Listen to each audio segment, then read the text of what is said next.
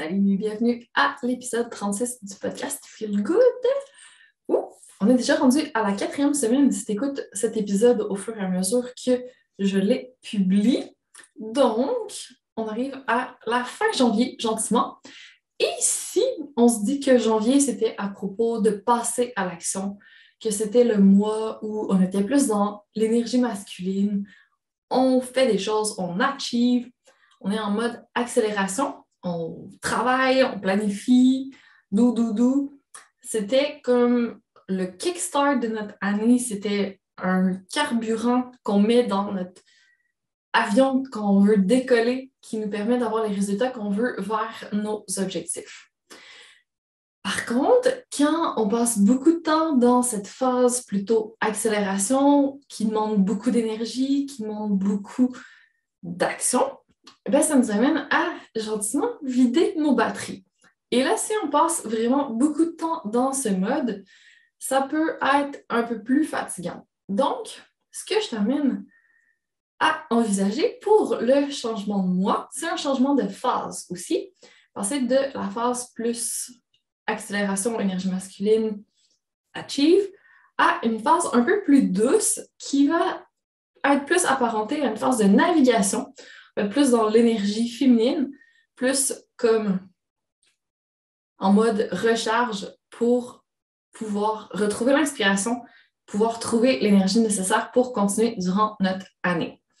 Et avec tout ça, ben, ça va nous aider aussi à prendre un peu plus soin de notre santé physique, de notre santé mentale, parce que être toujours à fond, ça implique beaucoup être dans sa tête, être sur son agenda, être en train de faire des choses extérieures à nous. Alors là, c'est un petit moment de reconnexion à soi que je t'amène à envisager pour arriver à te sentir bien, mais aussi satisfaite. Parce que si tu fais que enchaîner les objectifs cochés sur ta liste durant l'année, ben oui, tu vas avoir l'impression d'avoir accompli plein de choses, mais ça va peut-être pas être assez pour vraiment être satisfaite. Parce que dans la vie, il n'y a pas que l'action et les objectifs, il y a aussi les expériences qui sont extrêmement importantes. Ce qui nous amène vraiment à créer des souvenirs, c'est relié à des émotions, c'est d'aller faire des choses qu'on aime, c'est pas forcément des objectifs qu'on a sur notre liste. Si on parle en termes de finances, en termes de travail, là, les expériences vont être plus peut-être en lien avec nos relations, avec nos loisirs, aller chercher notre développement personnel. Donc, ça prend vraiment un équilibre entre les deux, ce que j'ai observé, parce que quand on n'est que dans la phase navigation où on est un peu moins dans l'action, il ne se passe pas grand-chose au final. Puis si on n'est qu'en mode action et qu'on s'épuise à long terme, ce n'est pas viable. Donc, ça prend vraiment une alternance entre les deux pour arriver à un équilibre intéressant entre aussi notre vie plus professionnelle ou objectif, les choses qu'on veut accomplir, et notre sphère plus émotionnelle, ce qu'on veut ressentir. Alors, quand tu es en mode doer, il se passe des choses aussi dans ton cerveau. C'est en mode tâche. Donc, en anglais, les études, ceux qui font des études en neurosciences appellent ça le Task Mode Network, le TMN pour les intimes. Donc, quand tu es en mode tâche, ben, c'est vraiment hyper focus, puis tu avances, tu es vraiment concentré. C'est sûr que c'est pas la même chose quand tu passes en mode navigation, où là, ton cerveau se met plus en Default Mode Network, le DMN, le mode par défaut, si on veut. Où là, tu le forces pas à se concentrer, tu le laisses juste être en mode créativité, en mode rêve, en mode plaisir, et là, tu vas chercher plutôt le fun, le feel good dans ta vie. Donc, tu n'es pas en train d'accomplir quelque chose, tu n'es pas axé sur une tâche, tu peux te relaxer en quelque sorte et aller chercher tous les éléments qui sont bloqués quand tu es trop focus. Je ne sais pas si tu as déjà remarqué, mais justement, quand on est vraiment super concentré, super focus, ben, on a un peu moins d'intuition. On reçoit moins d'éclairs de génie, on se sent moins dans une zone créative. Et c'est pas pour rien, c'est parce que notre cerveau, il y a de la misère à faire les deux en même temps. Donc, c'est pour ça que de se permettre d'alterner entre je laisse venir l'inspiration en moi, puis après ça, j'agis, puis de nouveau, je retombe dans un mode où je peux créer, rêver, puis après ça, je fais. Bien, ça permet vraiment d'avoir un bon équilibre. Alors, si ça t'intéresse de le tester, je t'invite vraiment à implémenter tout ça. Et ça peut être lié à d'autres choses. Ça peut être lié à d'autres cycles. Donc, on peut relier les femmes à notre cycle menstruel aussi, qui va naturellement alterner entre les différentes phases. Il y a aussi le cycle lunaire qui permet de faire ça, donc aller chercher plus durant la phase croissante ou décroissante avec la nouvelle lune, la pleine lune, différentes phases d'action et de relaxation qui vont s'alterner. Donc, vraiment, c'est un cycle qui est naturel, qu'on retrouve autour de nous dans la nature. L'hiver, ça va être plus un cycle de régénération, au printemps aussi. Après ça, à l'été, à l'automne, c'est plus des cycles d'action. Donc, si on regarde autour de nous, c'est juste logique qu'on fasse ça nous aussi. Alors, testons-le. J'ai jamais été parfaite là-dedans. Je ne prétends pas le contraire. J'ai beaucoup trop été dans l'action pendant longtemps et j'ai fait les frais de tout ça. Donc, j'en suis arrivée à me blesser physiquement. Je pense que j'ai passé proche du burn-out aussi, mais j'ai pas eu de conséquences trop néfastes, heureusement.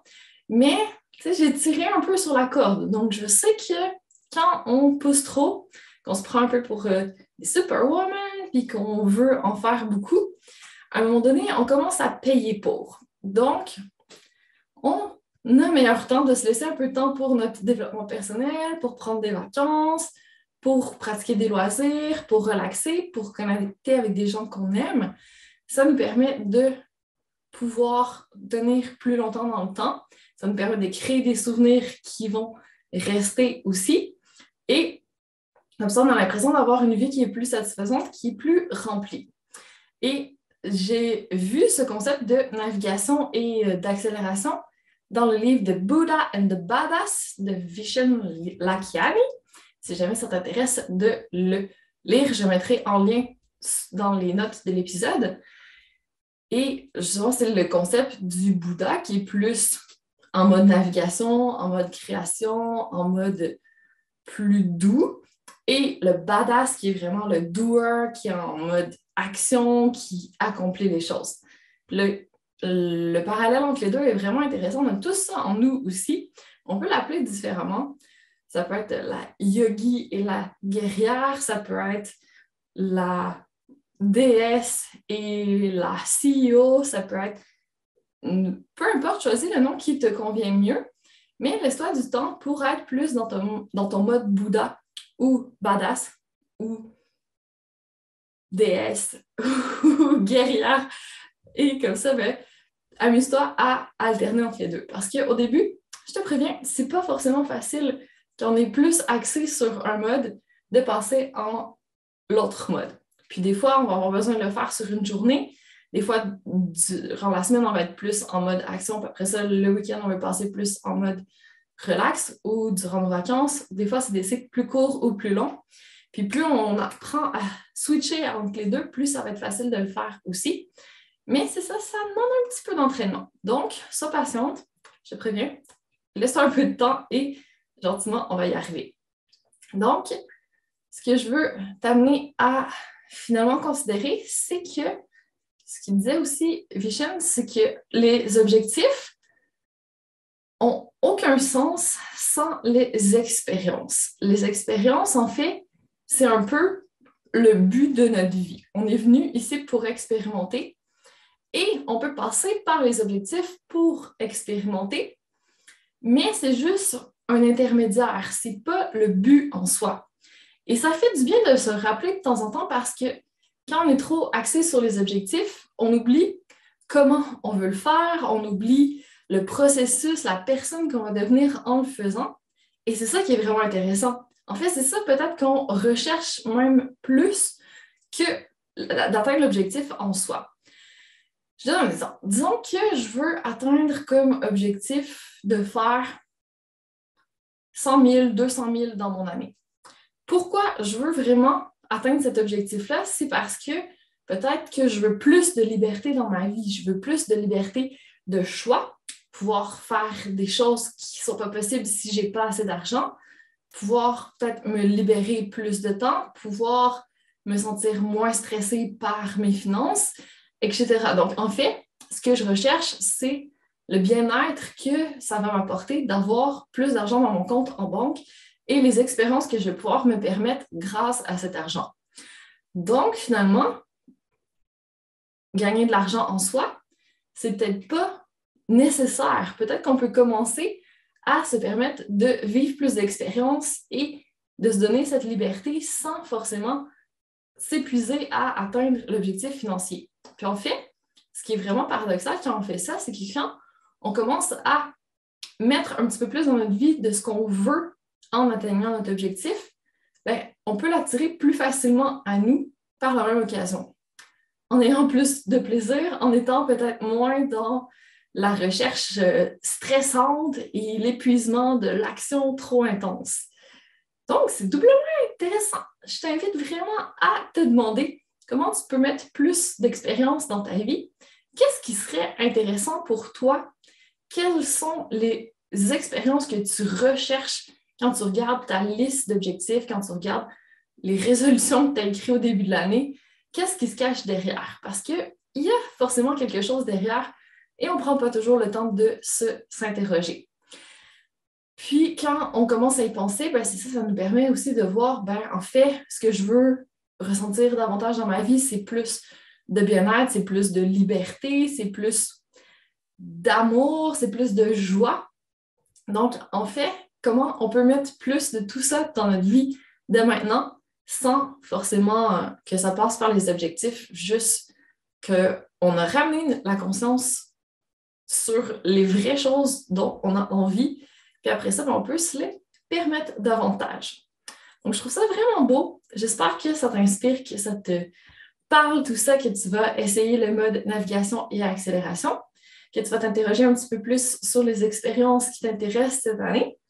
Puis, en parallèle de ta liste d'objectifs, tu peux même te faire une liste d'expériences que tu veux vivre durant ton année.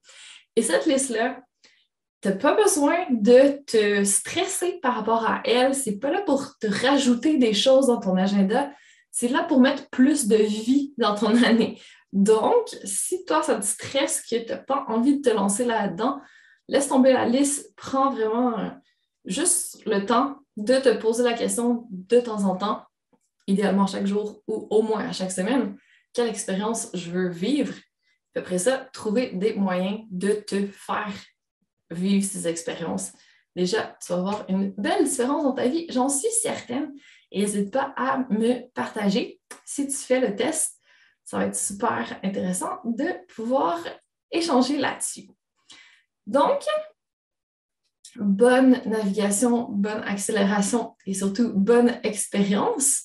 Donne-toi le temps d'évoluer, de t'émerveiller, de te dépasser, de sortir de ta zone de confort parce que c'est ça aussi qui crée une expérience. C'est que quand on se met des objectifs, souvent c'est parce que sinon on ne fait rien, on reste dans notre même routine, puis il ne se passe pas grand-chose finalement, on ne va pas vivre une expérience. Donc, se fixer un objectif, ça amène en soi une expérience. On n'a pas le choix de se bouger, de se botter les fesses et de faire quelque chose qui sort un peu de l'ordinaire. Donc, si tu veux t'amener cette expérience autrement que par les objectifs, libre à toi.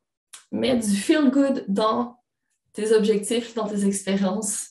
Et je déclare que le mois de février sera le mois du bien-être. Donc, on va passer en mode un petit peu plus doux. C'est le mois du cœur, c'est le mois de l'amour. Donc, pourquoi pas se mettre dans la vibe tout de suite, maintenant qu'on approche de ce merveilleux mois. Et si jamais tu as besoin d'un point de départ concret, si ça t'intéresse de te lancer un peu plus dans cette vague, je vais faire une masterclass sur le sujet. Ça va s'appeler Self-Love, la source de ton bien-être. Et ça va se passer le mercredi 9 février à midi, heure du Québec. Donc, plus 6 pour l'Europe, 18 heures pour vous. Les inscriptions ouvrent la semaine prochaine, le 31 janvier, donc reste à l'affût si ça t'intéresse. Puis d'ici là, je te laisse évoluer par toi-même vers de belles expériences qui donnent du sens à ta vie et qui mettent du bien-être dans ton quotidien. Alors, sur ce, je te souhaite une magnifique journée et on se dit à très bientôt.